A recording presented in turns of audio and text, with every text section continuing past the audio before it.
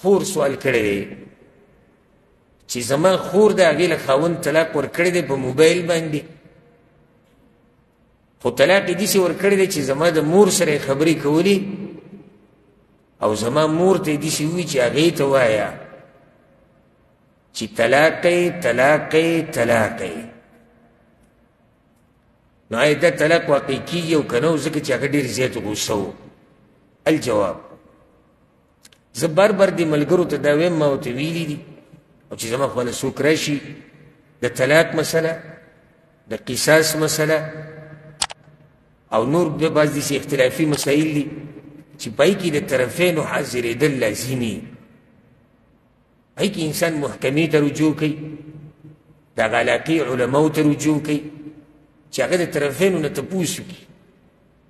نو موږ که داسې ووایو او طلاق وشو او طلاق ونه شو، موږ یې د هغه سوال مطابق وایو بس. نور اوس دلته تپوس کول غواړي د دې سړي نه چې تا څنګه ویلو دې ښځې نه، دا ښځه حیض کې خو نه ده، په طهر کې ده او که نه ده، طلاق دې څو پیرې ورکړي دي، په دې څوک ګواهان دي، د څه د لاسه دې ورکړي، ډېرې خبرې داسې راځي منځ کې چې د هغې تپوس پکار دی. خو موږ صرف مختصر وایو چې او یا نه.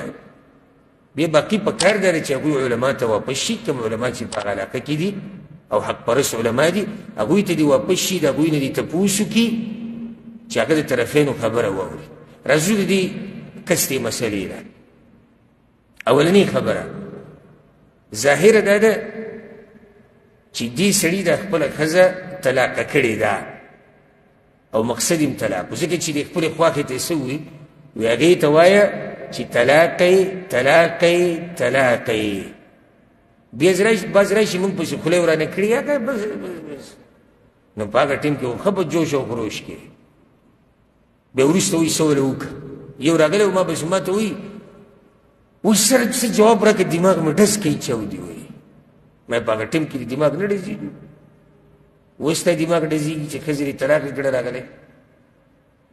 نو بس پکې بیا بس پکې زمونږ درسونه نه راځي، وایي دا د وابیانو درسونه دي، او چې د طلاقو مسله راشي دغه وابیانو ته بیا ولاړې ور ورته ټکوي.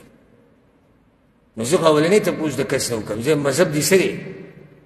اگر که موږ خو دا وایو مذهب یو اسلام دی، خو د خلکو خو راویستي دي که مذهب یو راغلی زما خواله سهار منځنه بعد بس ښځه مې طلاقه کړه، په ځان نه یم پوه شوی.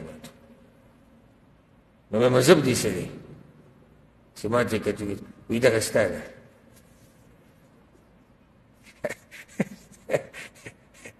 وایي دغه ستا ده، ما زما ده، نو بیا ونه منې که ما راته نورې مسلې بیان کړه، خو طلاق وکړي ته ما پسې راځي، بیا دلته به دې پسې ګرځي. نو دلته طلاق ورته ویلې ښه صفا، هغې ته ووایه چې ته طلاق یې طلاق یې طلاق یې.